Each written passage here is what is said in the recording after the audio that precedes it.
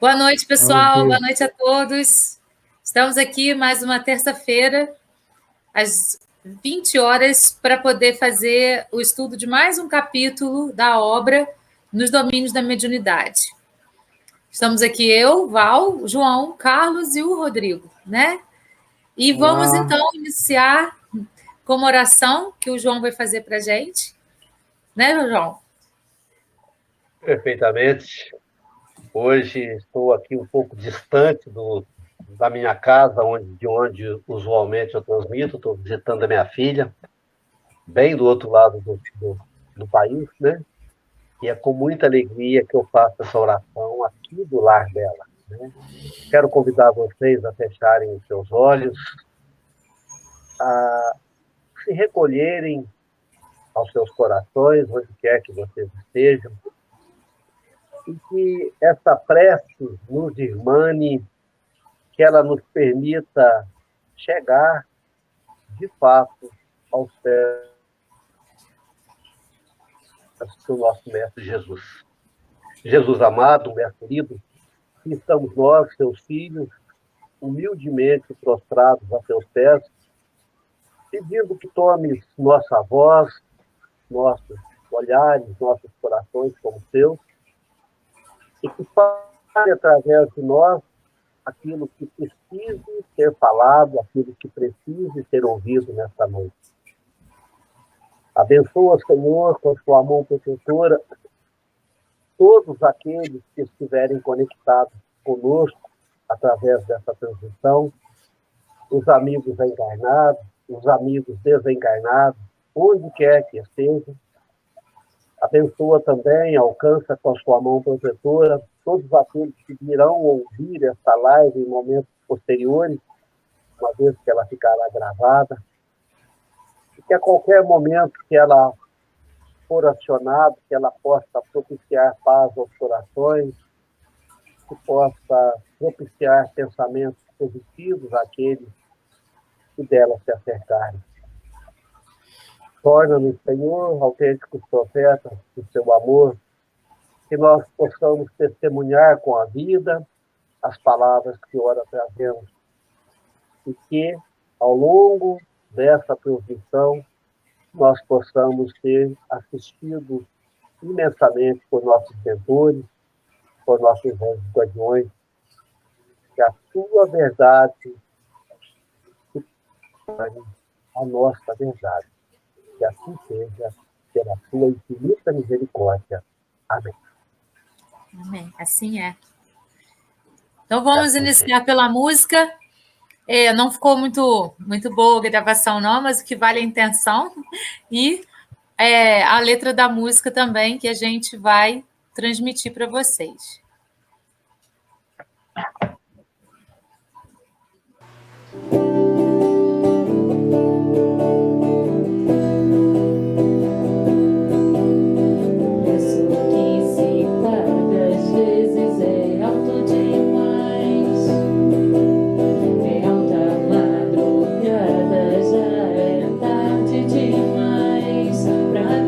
Perdão, pra fingir que não foi mal.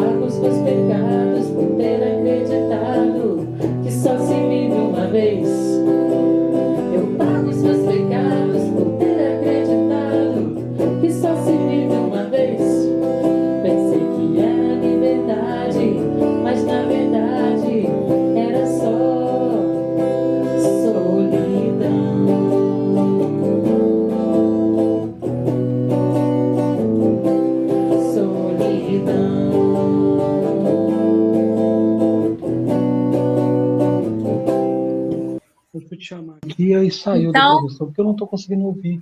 isso. No fone de ouvido, aí sumiu o áudio.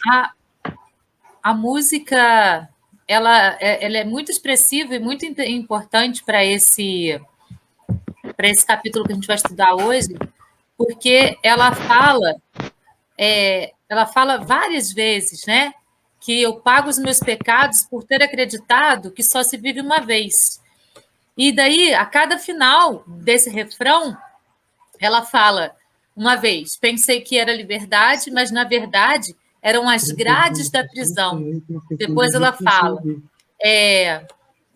pensei que era liberdade, mas, na verdade, me enganei outra vez. E, por fim, pensei que era liberdade, mas, na verdade, era só solidão. E ela fala, o preço que se paga, às vezes, é alto demais. É alta madrugada, já é tarde demais. Para pedir perdão, para fingir que não foi mal. Então, assim, a gente tem aí a expressão de uma música que parece mesmo que está falando sobre reencarnação e desencarnação. Né? Eu pago os meus pecados por ter acreditado que só se vive uma vez. E ele fala no primeiro refrão que era tarde demais para pedir perdão, para dizer que foi mal. Então, você tem de fazer tudo o que você tem de fazer enquanto você está encarnado. Porque depois que você desencarna, você perde o contato com aquelas pessoas. E fica mais difícil. E fica mais difícil você retornar o contato com elas. Porque muitas vezes a gente está tão diferente o nosso campo vibracional que a gente não consegue mais se aproximar daquela pessoa. Então, para pedir perdão, para dizer que foi mal, já foi. Né? Aí, o que pode fazer quando você está desencarnado e não consegue mais acessar a outra pessoa que está encarnada, é oração, mas muitas vezes a pessoa que está desencarnada fica tão perdida porque quer pedir perdão, porque quer falar que foi mal, porque que ela não consegue voltar, nem para fazer uma oração. Aí ele fala assim, uma luz se apaga no prédio em frente ao meu. Sempre em frente, foi o conselho que ela me deu, sem me avisar que iria ficar para trás. Ou seja, mais uma vez parece que ele está falando da questão da desencarnação, porque ela ia ficar para trás, ou ele desencarnou, ou ela desencarnou. Se a gente for parar para analisar dentro do processo da encarnação e desencarnação, mesmo porque ele fala, eu pago os meus pecados por ter acreditado que só se vive uma vez, a gente tem essa percepção. Então, a gente precisa fazer tudo o que a gente precisa fazer enquanto a gente está encarnado, com as pessoas que estão na matéria, com as pessoas que estão materializadas. Quando a gente desencarna, a gente passa por um outro estágio da vida. E muitas pessoas não conseguem compreender isso. E até, às vezes, por causa dessa necessidade de pedir perdão, ou pela necessidade de estar perto daquela pessoa que ficou para trás, a gente passa a ser um obsessor. Mesmo por amor, às vezes isso acontece. Porque a gente quer estar tão perto daquela pessoa, a gente quer estar tão junto daquela pessoa, que a gente, hoje, porque a gente quer pedir perdão, ou porque a gente ama muito e quer estar perto, a gente não segue o nosso caminho e automaticamente também dificulta o caminho de quem ficou. E se isso for muito intensificado, se a pessoa encarnada também tiver essa ligação muito forte com quem desencarnou, e não deixar ela ir, ficar prendendo, ficar pedindo para ela ficar, isso vira uma vampirização de ambos os lados. Né? Tanto a pessoa que desencarnou está obsediando, quanto a pessoa encarnada também está. Nós até vimos isso num outro capítulo que estudamos, que a namorada ela pediu, foi ao centro, pediu numa desobsessão, falei certo? Quando isso aconteceu, a desobsessão aconteceu, ela sentiu falta daquele espírito perto dela, que era o espírito do namorado que tinha partido, do noivo que tinha partido. E ela clama para que ele volte. Então, ele tinha conseguido se desvencilhar e começou a trilhar o caminho dele, aí ela chama ele de volta. Então, vira uma obsessão de ambos os lados. E se isso for contínuo, vira vampirização. Um vai sugando a energia do outro. Né? E sempre, a gente precisa sempre lembrar, a obsessão, ela sempre é uma via de mão dupla, porque não tem aí um culpado ou um responsável. Os 2 que estão no processo obsessivo, os 3, os 4, os 5, eles permitiram que aquilo acontecesse um com o outro. A partir do momento que a gente deixa o nosso campo vibracional cair, a gente está abrindo portas para que energias daquele mesmo nível compartilhem as nossas energias. Então, a gente está dando permissão para o obsessor entrar. Então, a gente não tem que pensar assim, coitadinho desse que está obsediado, o obsessor é tão mau. Mas quem abriu porta para esse obsessor entrar? Foi o obsediado. Val, me permite? Claro. Sem querer contestar, mas tem uma partezinha aqui que eu acho que não pode passar. Alta madrugada já é tarde demais para se pedir perdão. Muitas vezes a gente está, abre aspas, obsediado e podemos ter esse pensamento. Minha vida sempre foi assim, a minha vida sempre foi essa porcaria, eu nunca consegui quebrar esse ciclo, eu não consigo mais. Nunca é alta madrugada, nunca é tarde demais em nossas vidas para que nós peçamos perdão. Todo santo dia é tempo de dar perdão, todo santo dia é tempo de pedir perdão. Lembrando que ao exercitar o perdão, eu estou justamente fazendo aquilo que a Val acabou de falar, eu estou mudando o meu campo vibracional e, consequentemente, estou me atrelando a outras energias superiores que cortam essa escolha anterior que eu fiz, porque Valéria falou muito bem. É um processo de escolha. Eu escolho quem vai ser meu obsessor e eu me torno obsessor dele também. É uma coisa mútua. Não é um processo de dominação. Eu não quero, eu sou um coitadinho e ele se aposta de mim e me subjuga, me domina. Não. É um convite, é uma porta aberta, escancarada para que ele venha e se torne meu cúmplice. É interessante eu pensar nisso. Então, não é alta madrugada, não é tarde demais para se pedir perdão, porque com certeza eu aprontei com ele numa outra vida. Com certeza eu deixei rastros para que ele viesse me perseguir. Será que eu estou falando bobagem, Valéria? Não, e eu acho que você usou uma palavra perfeita, cúmplice. É uma cumplicidade, né? Existe essa cumplicidade, eu acho que é a palavra perfeita aí. Um é cúmplice do outro, exatamente. Mas quando você caiu, eu não sei se você ouviu, eu falei que quando a pessoa desencarna... Você ouviu? Não ouvi, a questão não ouviu, porque eu falei da questão do perdão, mas no contrário. Por exemplo, se a pessoa desencarna e quer pedir perdão para alguém... Às vezes ela fica tão obcecada em pedir aquele perdão que, ao invés de obter o perdão, ela obsedia a pessoa com uma boa intenção de pedir perdão, entende? Por isso que a gente tem que fazer enquanto a gente está aqui. Foi isso, eu iniciei falando isso. A gente precisa fazer enquanto a gente está aqui. O que é da terra, fica na terra. Não tem aquela coisa, aquele ditadinho que os filmes falam, o que é de Vegas, fica em Vegas. Isso a gente tem que pegar para a terra. O que é da terra fica na terra. O que a gente vai levar com a gente para fora é o que é nosso, o que está dentro dos nossos sentimentos. O que a gente precisa fazer aqui, enquanto a gente está aqui, é o nosso papel. É o quê? É buscar a nossa evolução sempre. E a nossa evolução também está incluído nisso a capacidade de amar, a capacidade de perdoar. Buda falava que quando uma pessoa se sente ofendida, é porque ela se acha melhor do que os outros. Porque se aquilo chega como uma ofensa para ela está achando que o outro está sempre com a intenção de machucá-la. E, na verdade, nem sempre o outro está com a intenção de machucá-la. Às vezes o outro está machucado e está transferindo aquela ferida para quem está perto dele. E se a gente entender desse jeito, a gente vai entender que, às vezes, as pessoas nem querem ofender a gente. Elas estão ferindo a elas próprias. E assim, em 99,9% dos casos, é isso que acontece. Quando a pessoa é muito amargurada, quando ela é muito de mal com ela mesma, ela joga isso tudo, desculpa a palavra, mas ela joga esse lixo em cima das outras pessoas que estão em torno dela. Então, aquilo não é nosso. A gente vai pegar esse, entre aspas, lixo, se a gente quiser. É nossa escolha. Mas se a gente entender, não, isso aqui é dela. Ela que está mal. Então, eu vou deixar com ela. A gente não vai se sentir ofendido. e a gente não vai precisar perdoar, portanto. Então, por que a gente ainda precisa perdoar? Porque a gente ainda é muito egocêntrico e acha que todo mundo está agindo contra a gente. Que absurdo fazer isso comigo, né? Mas o problema nunca é com a gente, o problema é sempre da pessoa com a pessoa.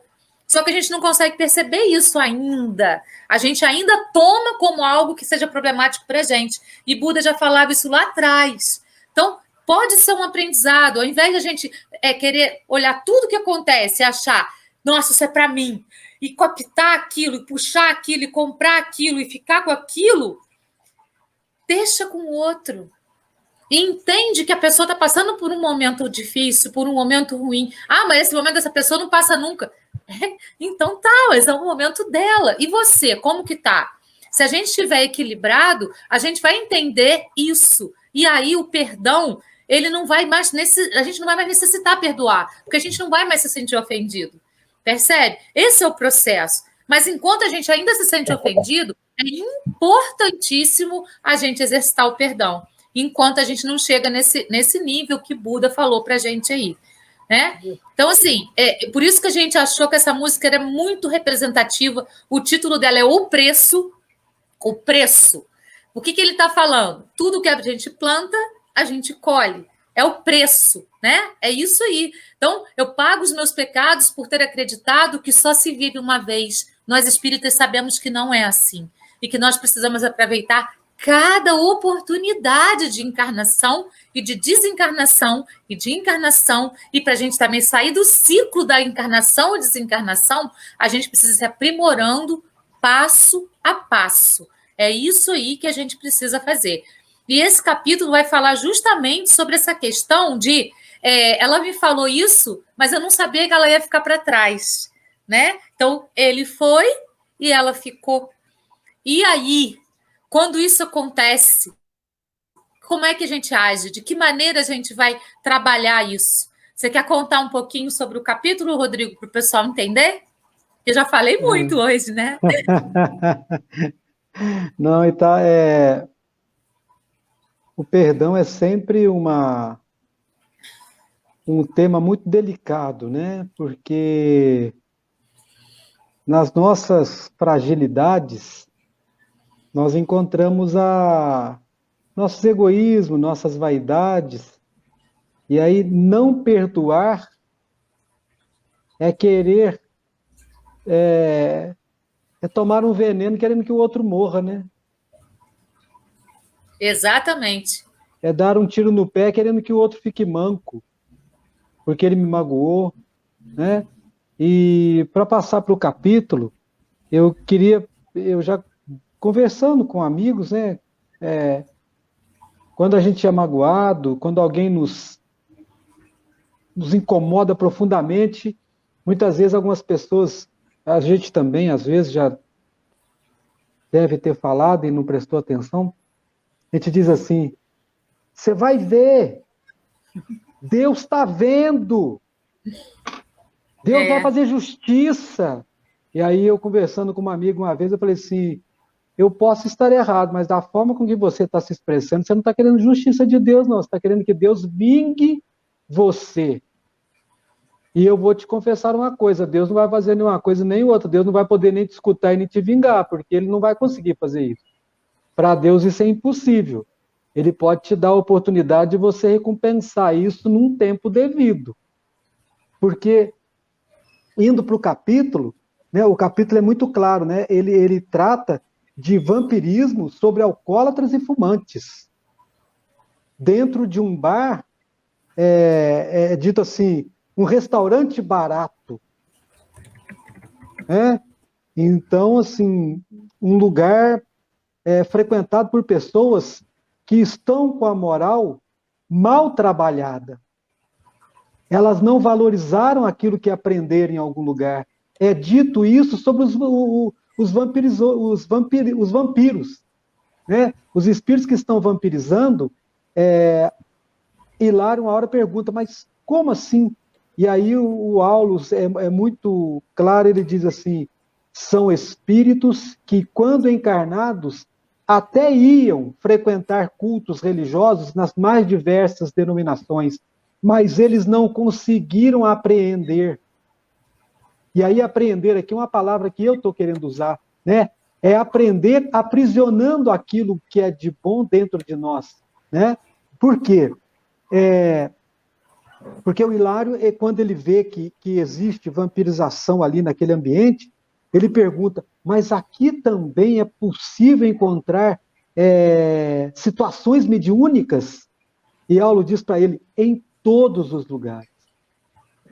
Então, nos bares, nos bailes, nos nossos momentos de lazer, nas saidinhas, nas fugidinhas que muitas pessoas, né, sem perceber se dão, existe vampirização. E o que seria isso, né? São espíritos que viveram nesse tipo de convivência, nesse tipo de atmosfera, em que seus pensamentos se complaziam com isso. E aí, o capítulo é muito importante dizendo isso. A morte continua aquilo que a vida começou.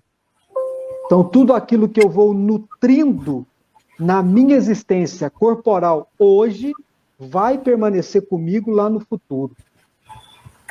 Então, é preciso cultivar bons pensamentos.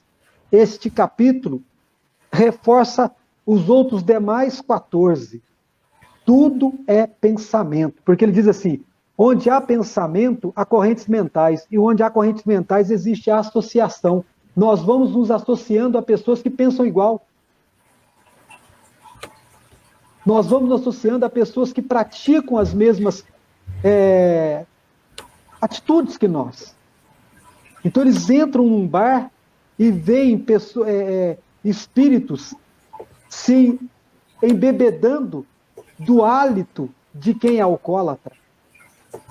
Espíritos que fumam das baforadas que os encarnados ainda dão, e eles procuram ficar bem perto para aspirar aquela atmosfera, aquela fumaça de cigarro, porque ela ainda está quente com a temperatura do pulmão. E deixa eu só acrescentar uma coisa, Rodrigo. E além de tudo isso, o que eles fazem?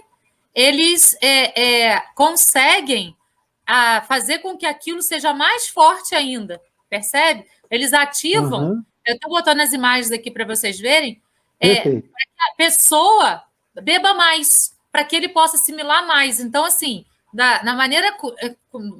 Quanto mais a pessoa bebe, mais ele consegue ir aspirando, mais ele consegue ir trabalhando isso. Repara que ele está ligado na moça e no rapaz, e está captando dos dois esse vício que eles têm. Né? Aqui, ó, ele vai captar o vício do cigarro. E quanto mais ele fuma, mais o obsessor fuma também. E aí, olha só, mais de um obsessor também. Aqui numa festa, ó, os espíritos de luz... Ninguém enxerga, mas os obsessores eles estão convidados a participar da festa também. Então, quanto mais a pessoa fuma, bebe ou então utiliza drogas, mais os espíritos que estão ali vampirizando isso são, entre aspas, beneficiados. Desculpa te interromper, só para acrescentar essa questão quanto mais para eles, melhor. Então, eles incitam a que a pessoa faça mais e mais e mais. E se nós, né, e os nossos amigos que estão em casa nos assistindo e os que virão nos assistir depois, vão perceber isso, que ao longo do tempo de qualquer atividade, tudo vai crescendo, tudo vai aumentando. A quantidade de bebida, a quantidade de cigarro, e assim também os vícios de trabalho, quando as pessoas começam a trabalhar e não querem parar, não querem descansar, porque acham que precisam trabalhar, precisam ganhar dinheiro, precisam fazer isso, precisam fazer aquilo. E quanto mais ela faz, mais ela continua querendo fazer. E aí... Fofoca, comida, sexo, tudo que vira vício é exatamente assim. Tudo que vira vício. Eu tenho um amigo muito querido que ele me perguntou uma vez, que eu comentei com ele, falei assim, não, ele fez um trabalho numa escola que eu dirigi, ele era ex-dependente, e a gente batendo papo, ele contando a história dolorida dele, uma história linda de superação, apoio familiar, né, muita oração, ele ficou muito devoto depois dessa operação, e ele dizia assim, né, Rodrigo, o que você vai fazer amanhã? E era o amanhã seria uma sexta-feira. Eu falei para ele, amanhã eu combinei com meu pai, eu vou à casa de meu pai tomar uma cervejinha com ele, que faz dias que eu não vou lá, e meu pai gosta que a gente fique junto na mesa com ele, bebendo, tomando uma cervejinha, batendo papo, contando história. Ele falou, e o que você vai fazer? Eu falei, não vou exagerar não, porque eu estou de carro, eu vou tomar 2 cervejinhas, meu pai vai pedir para me tomar mais uma. Mas eu não posso não, porque eu vou estar de carro e eu vou estar sozinho, né? E eu quero voltar para casa rápido. Ele falou para mim assim, que maravilha, Rodrigo, você vai conviver com seu pai fazendo uma coisa que seu pai gosta na casa do seu pai. Isso é bacana. Se eu for à casa do seu pai e tomar 2 cervejinhas, eu só consigo voltar para casa de ambulância. Eu não consigo parar, eu sou doente. E eu sou tão doente, Rodrigo, que a minha família já me pegou em casa, desmaiado dentro do quarto de estudo, porque eu comecei a estudar. Estava tão prazeroso o capítulo que ele estava estudando, que ele ficou 16 horas sem comer e sem beber. Eles entraram em casa, ele estava desmaiado por inanição. Quer dizer, tudo aquilo que dá prazer a ele ia ao ponto de tocar o desencarne. E aí, buscando essa reflexão que esse amigo sempre me provoca quando eu penso nisso, o livro diz assim, que nós precisamos dar à vida um fim nobre. E aí diz assim, para fim de atrairmos pensamentos que nos enobreçam, como trabalho digno, atitudes de bondade, compreensão fraterna, estou olhando a minha colinha aqui, serviço aos semelhantes, respeito à natureza, oração, e quantas vezes nós já falamos nos capítulos anteriores, transformar a nossa lida diária, de vez em quando, não é ficar rezando como um monge dentro do mosteiro, no alto de uma montanha sozinho, não, mas transformar aquilo em oração, agradecer os erros, agradecer os pormenores que nos desagradam, porque toda hora acontece alguma coisa que irrita. Aí, ficou com vontade de xingar? Pensa um pouquinho, porque tem alguém que pode estar te obsediando ou feliz por você ficar irritado, porque ele é um espírito irritadiço. E nós não precisamos disso. Como ele também, o espírito irritadiço, não precisa. Mas ele só vai sair de lá quando nós conseguimos desvencilhar daqui. Ele não vai conseguir fazer isso sozinho. O espírito que nos vampiriza, de certa forma, né, nos obsediando, e nós também os obsediando, nós vamos nos libertar desses males juntos. Nós não vamos conseguir fazer nada sozinhos. É entre nós e eles. João, eu vou te dar uma parte, eu vou deixar você falar, tá? Você ia falar na hora que você caiu, João. Você caiu aí, João. Você está igualzinho a minha semana passada. Eu estou me mantendo mais quieto, que a minha conexão está instável. Se cair, vocês assumam, por favor. Mas, Rodrigo, eu estou me deliciando com a fala de vocês aí e estou pensando assim, que pena que nós não podemos ficar nesse ponto, mas a gente tem que evoluir, porque o capítulo tem mais coisas. Então, eles entram naquele bar e ali tem algumas pessoas bebendo, fumando e volta desencarnados, aproveitando muito do vício deles, conforme já foi dito. E um dos dois, se não me falha a memória, o Hilário, pergunta, escuta, eles vão permanecer assim por quanto tempo? Por quanto tempo levará para que eles saiam dessa situação de vício já na espiritualidade?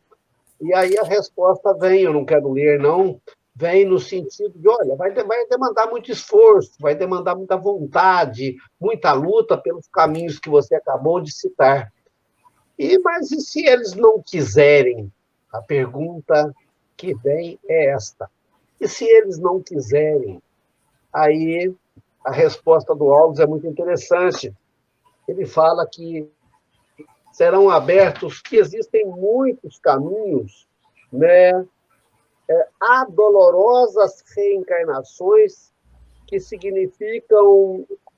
Deixa eu voltar um pouquinho. Todavia, quando não se fatiguem do que fazem, a lei poderá conduzi-los à prisão regeneradora.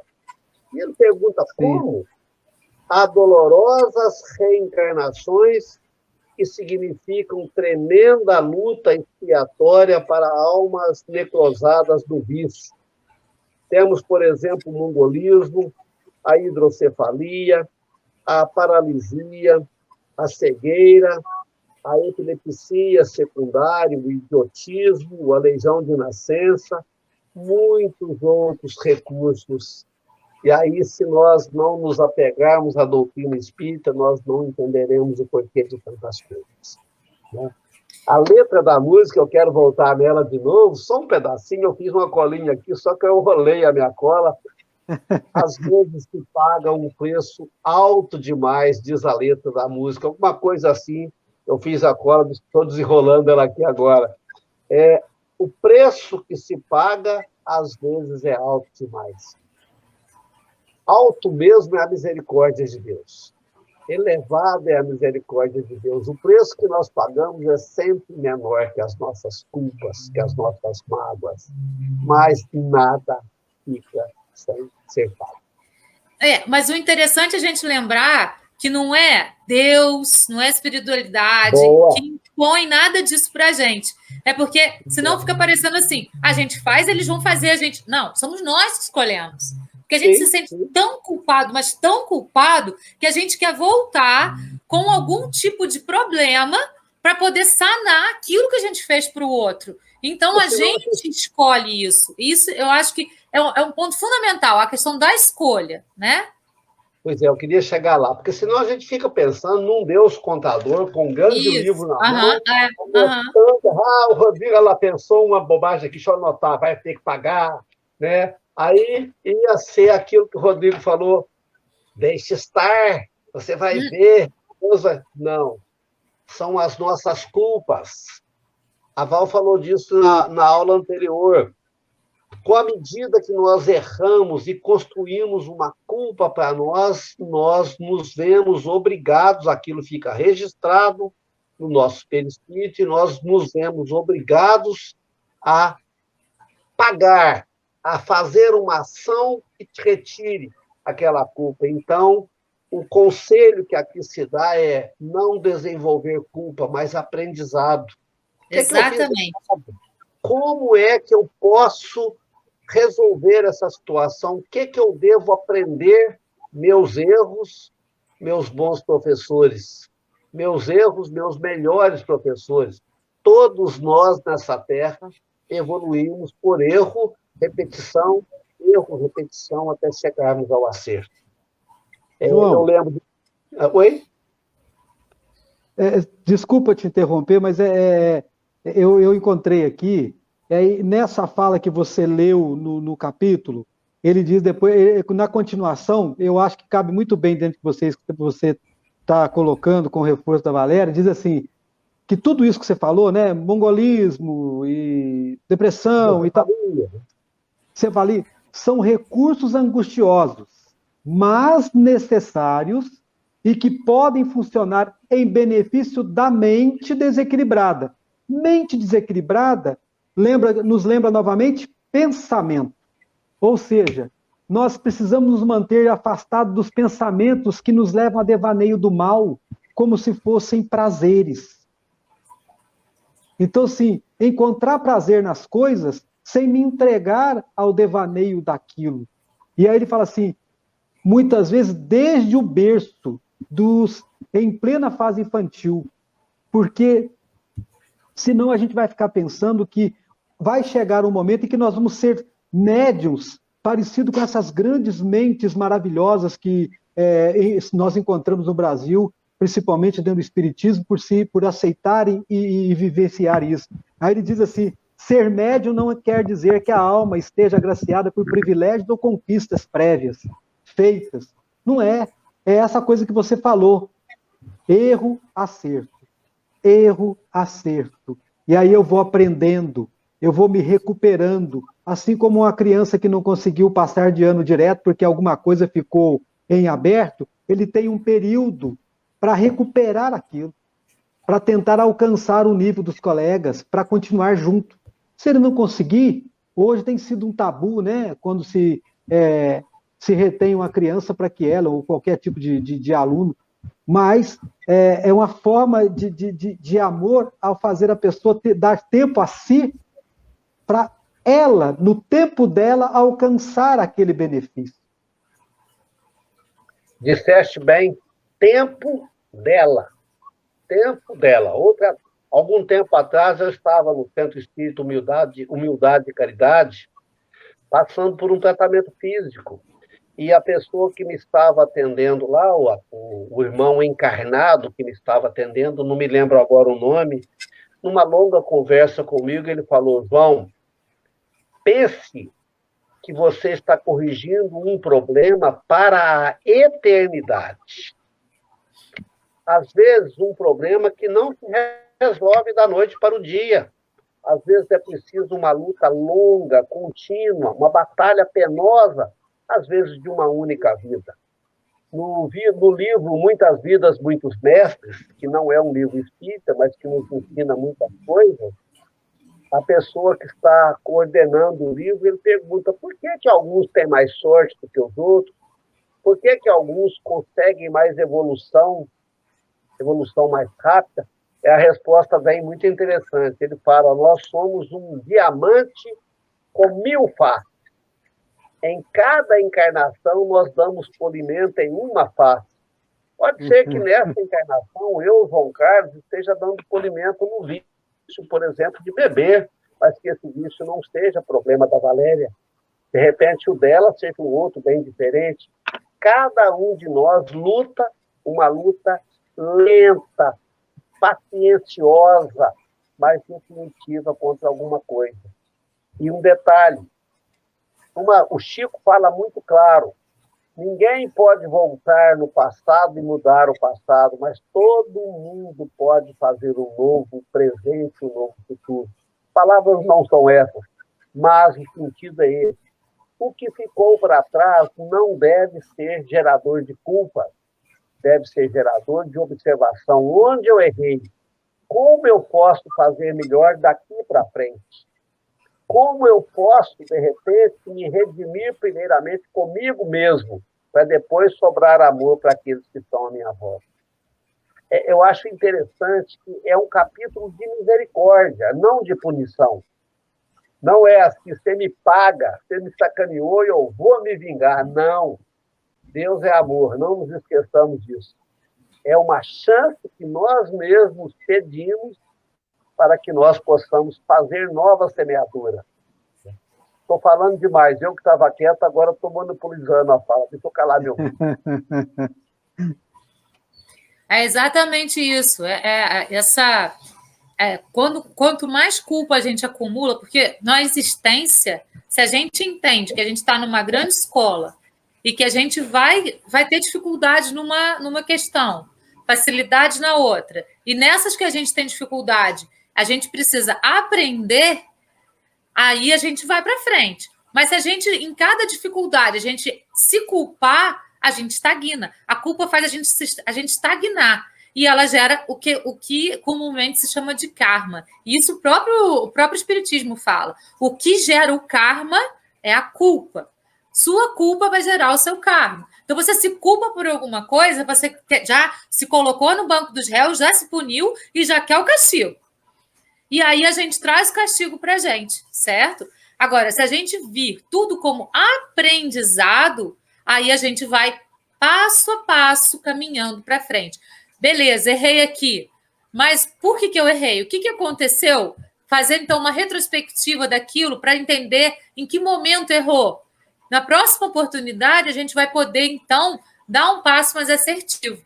É sempre nessa perspectiva que a gente pode escolher caminhar. Mas se a gente escolhe a culpa, se a gente escolhe, Deus está vendo, ele vai punir, aí a gente estagna, porque a gente vai ficar esperando uma coisa que não vai acontecer, Deus não vai punir, quem se pune é a própria pessoa, e a gente não evolui, que é o nosso objetivo. O nosso grande propósito, eu gosto da palavra propósito, é a evolução. É o aprendizado para a evolução. Então, cada coisa que acontece com a gente a gente pode usar como aprendizado para evolução e não como culpa para a estagnação. Isso aí que você está falando, que o João está falando, nós temos isso como uma verdade concreta no mundo profissional. Quem são as pessoas com o maior número de sucessos na nossa história recente e passada? São as pessoas que souberam lidar o maior número de vezes com fracassos. Né? E não deixaram cair, né, Rodrigo? Justamente. Aprenderam com isso e evoluíram, né? Sim, Abraham Lincoln, né, é tido como o maior presidente da história democrata dos Estados Unidos. Ele perdeu 5 eleições consecutivas. Ele só foi ser eleito presidente dos Estados Unidos aos 65 anos de idade, depois de ter perdido todo tipo de eleição anterior. Perdeu para vereador, para prefeito, deputado. Ele não se elegeu para nada, se elegeu para presidente e tornou-se símbolo da postura democrata republicana que aqueles que se candidatam e se tornam presidentes americanos, eles procuram seguir, né? E assim a gente vai ver fundador da Apple, fundador da Microsoft, que são empresas que qualquer pessoa ouve o nome e sabe que vê a foto do fundador e sabe quem são. E eles, quando contam as suas próprias histórias, eles relatam a quantidade de derrotas, de fracassos, de infortúnios que eles tiveram. Então, no mundo espiritual, no mundo da encarnação e desencarnação, que nós vamos passar e repassar, também vai ser assim. Só que nós não temos consciência como nós temos quando estamos trabalhando nas nossas áreas profissionais, nos nossos relacionamentos pessoais e sociais. Porque hoje eu erro como profissional, eu olho, vejo o erro, né, e tenho consciência dele. Mas o erro de uma postura moral do passado me foi dado com generosidade divina de que eu não me lembrasse para que eu não sofresse mais do que eu posso sofrer hoje, né, reconhecendo que às vezes eu não fiz aquilo que deveria, que eu não consegui realizar aquilo que desejava. Então, é muito doido, porque muitas vezes nós vamos encontrar pessoas que não conseguem usar seus talentos para evoluir a si mesmos e evoluir o meio em que eles estão inseridos. No capítulo, nós temos lá, no recorte do livro, Aulus leva o Hilário e o André Luiz para uma parte, um reservado dentro do restaurante, dentro do bar, aonde tem um jovem jornalista escrevendo totalmente obsediado por um espírito malfazejo, que deseja fazer mal a alguém. E aquele rapaz, que é inteligentíssimo, tem um nível de intelectualidade muito aguçado, tem um nível de mediunidade também muito apurado, mas não tem nenhum trabalho espiritual desenvolvido. Ele nunca teve contato com nenhuma orientação espiritualizante. Então, ele não tem condições de usar aquela inteligência mediúnica para o bem. E no capítulo, ele está construindo uma história sobre um fato, né, um crime, e ele, de forma bem sutil, mas bem trabalhada, vai engendrar uma moça na cena do crime, fazendo com que ela pareça ser a pessoa que realmente desencadeou o crime. Mas tudo isso é resultado da obsessão que esse espírito está fazendo sobre o jornalista, mas ele quer realmente a moça, a que pode estar envolvida no crime. Pode estar envolvida no crime. Não há prova nenhuma, segundo o relato do Aulus. Mas a grande vontade, o grande interesse do espírito que vampiriza o jornalista é alcançar a moça. Por quê? Aulus, ao sondar a história deles, percebe que tanto o espírito vampirizante quanto a moça já estiveram entrelaçados em romances há muito tempo. E a moça acabou ganhando de presente uma encarnação neste momento para... Voltou a Margarida aí. Tive uma desencarnação temporária. Consciente essa sua. As outras a gente não tem muita consciência, não. Mas então a moça, o desejo do espírito que vampiriza o jornalista é atingir a moça para que ela, ao ser alçada na sociedade como uma pessoa que pode ter engendrado o crime, ela perca a moral, perca o suporte social que ela tenha e ela se enverede pelas questões imorais. E aí, então, o espírito vampirizante poderia acessá-la, porque até agora ele não conseguiu. E aí o Hilário pergunta, será que ela vai poder resistir? Aí o Aulus tem uma fala maravilhosa. Ele fala, aí a pergunta não é se ela pode resistir, mas é se ela quer resistir. Porque tudo depende da nossa liberdade, do nosso livre-arbítrio, do nosso bom senso. Eu tenho que querer resistir, não é uma questão de poder resistir. Poder eu posso. Deus, a divindade, a espiritualidade maior não me deu dificuldades que eu não pudesse enfrentar. Certo, seu João? É a escolha que a gente fala o tempo inteiro. É a questão da escolha. O livre-arbítrio é a oportunidade que a gente tem de exercer o nosso direito de escolha. Então, é exatamente aí que está o ponto. Nós podemos, por isso que nós podemos tudo, né? Ao grão de mostarda. Ter fé como um grão de mostarda? Falei certo agora. Falou certinho hoje. Ter fé como um grão de mostarda, você pode mover montanhas. A gente pode tudo, mas nós não acreditamos que podemos. Então, a gente se acomoda numa questão de que, nossa, isso aqui está muito longe de mim, isso aqui não vai dar para mim, não. Mas a gente pode tudo, é só uma questão de escolher. Mas a escolha também requer movimento da nossa parte em prol de que aquela escolha funcione. E esse movimento, às vezes, faz com que a gente tenha que sair da zona de conforto e isso gera um desconforto que muitas vezes as pessoas não querem ter, né? Ô, Rodrigo, eu fiquei ausente aqui alguns minutos, que a internet caiu, e quando eu voltei, você estava falando justamente aí da questão do jornalismo, então, provavelmente vocês contaram a parte que isso aconteceu. E eu fiquei pensando, quando eu li essa parte, que a gente tem muita mania de apontar os dedos para os outros. Olha só o fulano, né? E quando a gente aponta dedos, a gente não percebe que um dedo está apontado para a nossa vítima, um dedo está apontado para o alto, culpa de Deus que permitiu, mas 3 dedos estão voltados para mim. Eu fiquei pensando que a gente às vezes fala, está falando nesse capítulo daqueles que têm vícios, daqueles que usam drogas, daqueles que fumam, daqueles que bebem muito, e a gente se esquece daquele que talvez seja o maior vício, a língua grande, do efeito desgraçadamente destruidor da fofoca. Aqui a fofoca está se dando através de um jornal, e a fofoca.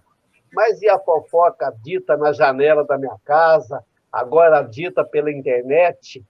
A internet cria um mecanismo tal de Facebook, comentário de Facebook, que cria uma bola de neve que às vezes destrói vidas inteiras e que abre para nós um afastamento do momento mais sublime da prece, do momento mais sublime da construção.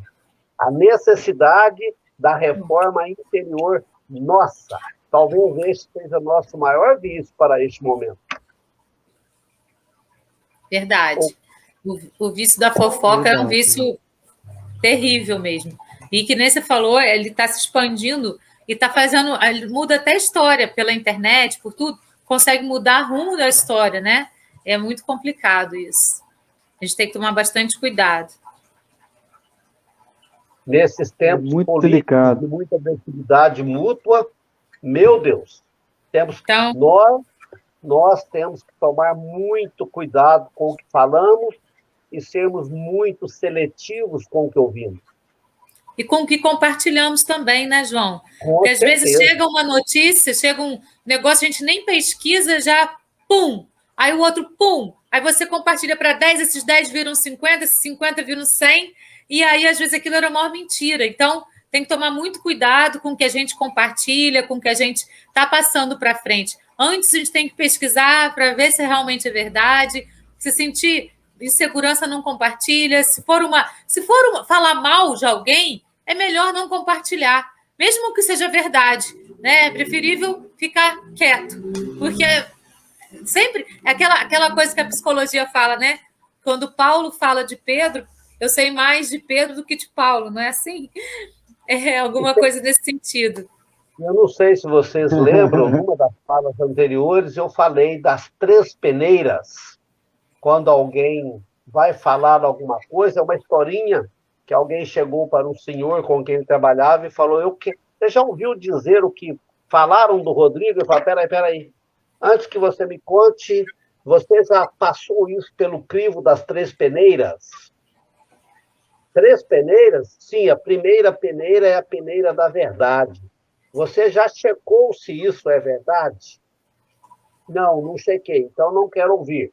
Mas, supondo que você tivesse checado que fosse verdade, a segunda peneira é a peneira da necessidade. Você precisa me contar isso? Isso será útil para mim? Será útil para você? Ou será útil para o Rodrigo, de quem vamos falar? Não, então também não quero ouvir.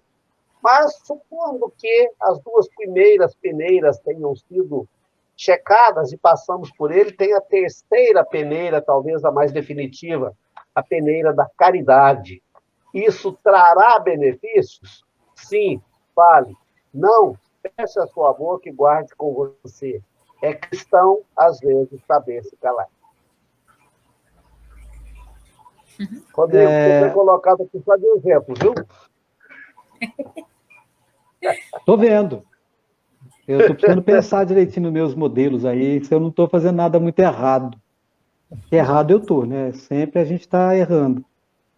Mas isso que você está falando me lembra, eu agora estou me esforçando um pouco aqui para lembrar os nomes exatos. Eu vou omitir os nomes porque eu não consigo lembrar o nome dos 2 generais dentro da Guerra Civil Americana em 1860 a 1865, se eu não me engano. Mas aí, General quando foi Lee, findando a... General Lee... e General Lee... Então, o outro general é que eu não estou...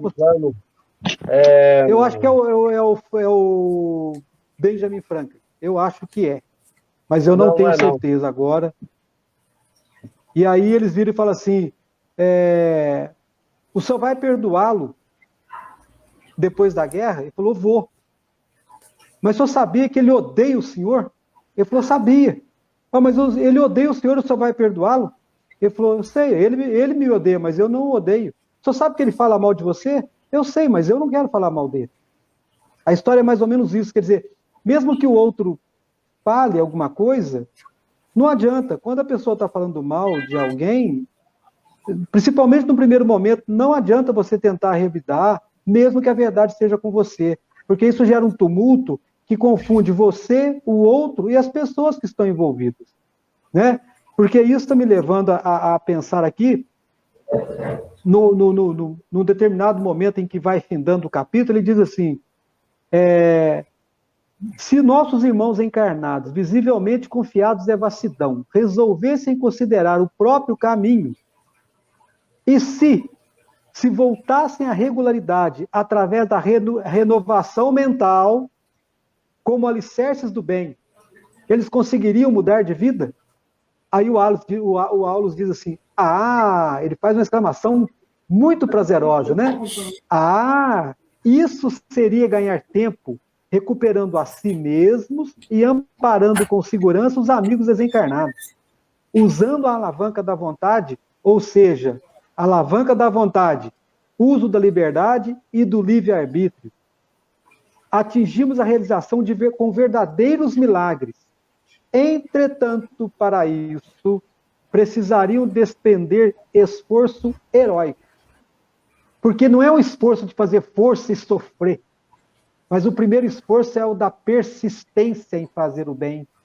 da persistência em honrar um trabalho digno, de superar as próprias dificuldades, porque nós escolhemos as nossas limitações. Assim como alguém que escolheu o mongolismo, um espírito que escolheu ser débil, que escolheu ser coxo, nós também precisamos honrar a responsabilidade de vencer as dificuldades que nós temos, de ter medo, de ter dependência de outros, de ter, de ficar com inverdades, porque a verdade dói. Dizem que a verdade dói, mas a verdade não dói. O que dói é a justiça que a verdade provoca. Porque a verdade eu acho liberta. Que a maneira como a gente fala a verdade que pode doer ou não. Eu acho que a gente tem maneiras e maneiras de falar sobre a verdade. Não, né? Então, aí eu acho que é mais para ofensa, quando você fala a verdade querendo magoar o outro, porque Jesus não erra, né? Então a verdade nos liberta. Então, se a verdade nos liberta, ela não dói. O que dói é a justiça que a verdade provoca, porque aí a justiça vem me dar aquilo que eu mereço e que é justo, e vai oferecer ao outro o que o outro merece e é justo a ele. Né? Então, assim, é muito bacana tudo isso, né? É o que esse capítulo vem propor. Mas nós precisamos começar a pensar em encerrar o capítulo. Eu só trocaria na sua fala a palavra esforço, porque ela gera um desgaste de energia, pela palavra trabalho e exercício, entende? Então, assim, eu uso isso para mim, porque o esforço, ele gera você precisa de muita energia desperdiçada no esforço. No trabalho e no exercício, não. A energia que você põe, ela vai se movimentar em prol de você mesmo. Então, assim, só eu trocaria a palavra esforço pela palavra trabalho e exercício, porque assim eu acho que a energia é mais bem aproveitada. Não sei se vocês concordam, mas eu penso assim. Concordo. Vamos fazer a oração final, então? Não dá, né? Ficou faltando o negocinho da ambulância que passou com o médico. Fala, nós precisamos retomar isso a semana que vem, mas o momento é muito importante, e eu acho que vai calhar muito pensar isso e introduzir no capítulo da semana que vem, porque é muito bonito e já dá um ar de um novo capítulo. Acho que não é problema para a gente fazer isso. Né? Combinado. E para provocar mais, bendito seja Deus, que é rico em misericórdia. Amém. Que assim seja sempre. Vamos lá fazer a oração, então? Vamos lá. Então, que Jesus, na sua infinita bondade, conceda que nós possamos aprender a ouvir nossas intuições, nossas inspirações, para praticarmos tudo aquilo que mentalmente vai poder nos ajudar a evoluir, melhorar nossas atitudes, melhorar nossas ações conosco e com o próximo mais próximo de nós. Que Ele possa nos ajudar a frear nossa língua viciosa em proclamar o mal ao invés do bem, ao proclamar a derrota ao invés da vitória.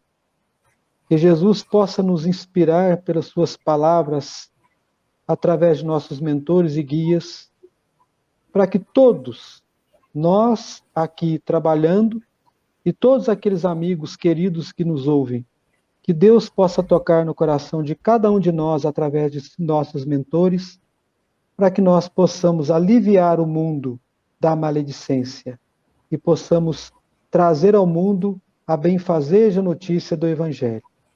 Que assim seja para todos nós, hoje e sempre. Assim é.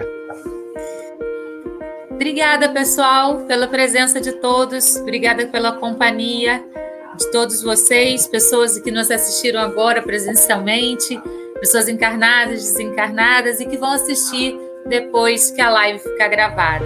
Gratidão a todos. Namastê. Beijo no coração. Até semana que vem. Deus nos abençoe. Tchau, tchau. Até a semana que vem.